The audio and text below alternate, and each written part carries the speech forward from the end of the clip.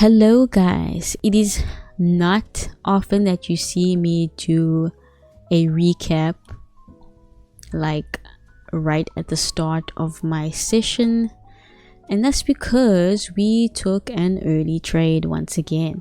We wanted to try and replicate what we did in the previous video, well, the previous price action. We wanted to catch the New York, kind of a New York reversal type of thing. So we looked for that SMT and IFEG setup once again. So here we have it on US 30. You can see price had this huge range. Okay. And so dipping into the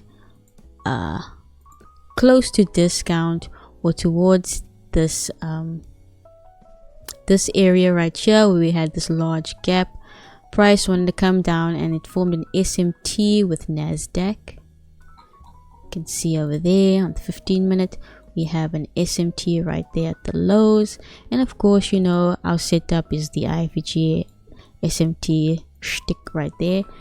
And we didn't enter immediately.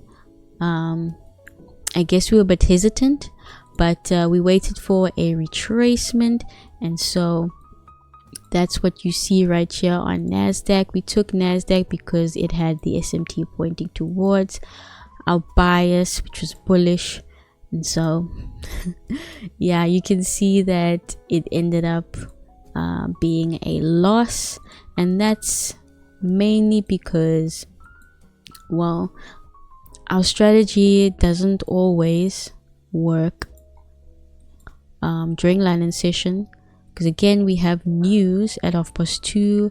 It's an FOMC day, there's a lot happening, so a lot of risky things you're gonna have to hold that trade for if you're going to trade through news and all of that. So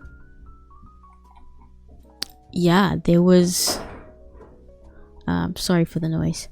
There was that whole idea, and so I took the buy, but it was very late. I was not happy with my entry up here. It wasn't even close to 50%, but we had our stop loss down at this order block, and not gonna lie, it was a bit frustrating today. I was a little bit emotional, and yeah, we put our stop loss just under this low as soon as it was created because we wanted to minimize something at least. But yeah, we had plenty of opportunities to exit this trade, but for some reason we didn't. We thought that there might still be hope in buying up to London highs, but of course market open was just around the corner, and we kind of expected that might be the killer for, you know, today's trade idea. So lessons learned. Yeah, it's much more risky holding your trade through news, through volatility injections like that, so be very careful. Saying that to myself as well. I don't mind if price decides to now start trading up to that point. I'm actually deciding to be done for the day. I'm okay with just taking that 1L because we are in profit for the week, despite having lost that this trade at the moment. We only took about, let's say, half of yesterday's win, so we are still in the green. I'm gonna show you guys now what the results were. So if we look at today, we lost $24.04, and that's okay because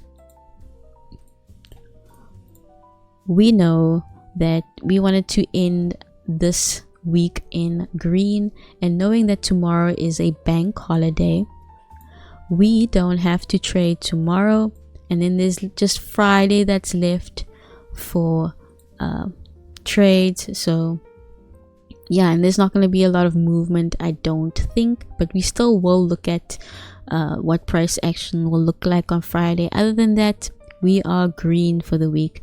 Best to wait until next week. So yeah, that's how much was made. We are green for 4 weeks now, if we end it right now. But yeah, I would rather not actually trade for the rest of the week, but we'll just watch Friday just in case if anything pops up. I doubt, but we'll watch. But that's today's trade, guys. I don't mind having lost that. Definitely is a lesson to not try and force the setup, the strategy on every session, because sometimes, you know, the move is still yet to happen, especially with our usual times, news and market open. So yeah, I was expecting price to respect this retracement, but I guess price wanted to do another sweep of that low. So yeah, that's that. I'll see you guys on Friday, same time, same place. Cheers.